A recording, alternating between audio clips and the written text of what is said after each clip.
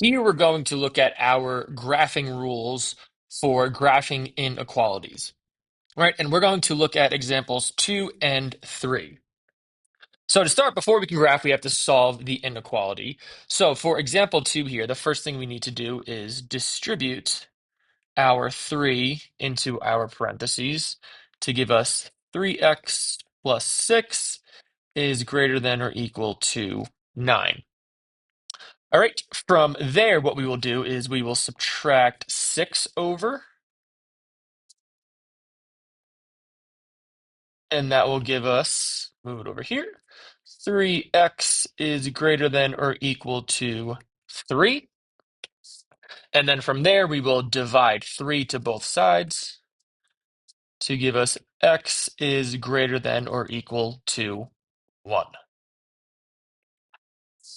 All right, so looking at our graphing rules here, when we have something that is greater than or equal to, all right, anytime we have an equal to, it's always a closed circle. All right, so at 1, we're going to put a closed circle.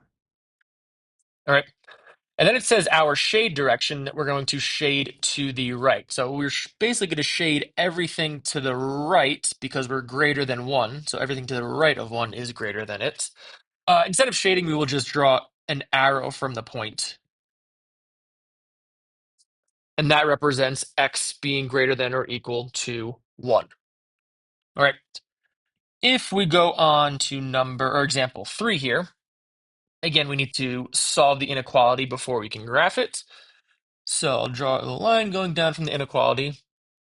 Now this one's kind of flipped around, but we're still going to follow the same process in solving. We want to move over that constant term to start. So the 2, we are going to subtract to both sides. And that gives us -1 on the left is greater than x over 4.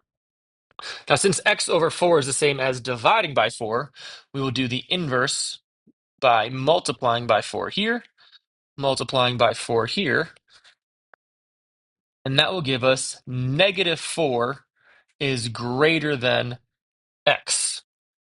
Now, this time it's a little different because if we look at the example before, we had the x was on the left side, which is actually what we always want to happen. Anytime we have the variable on the right, we're going to want to move it over to the left. Now, when we do that, when we move that variable to the left, we also have to flip the inequality. Because since this inequality was opening up to -4 before, we still want it to open up to -4. So the way we'd read our final solution is x is less than -4. Now, when we look at our graphing rules, less than right here, that means it's going to be an open circle because there's no equals to. So we have an open circle at -4. And since we are less than, we're going to draw an arrow going to the left because all the numbers to the left are less than -4.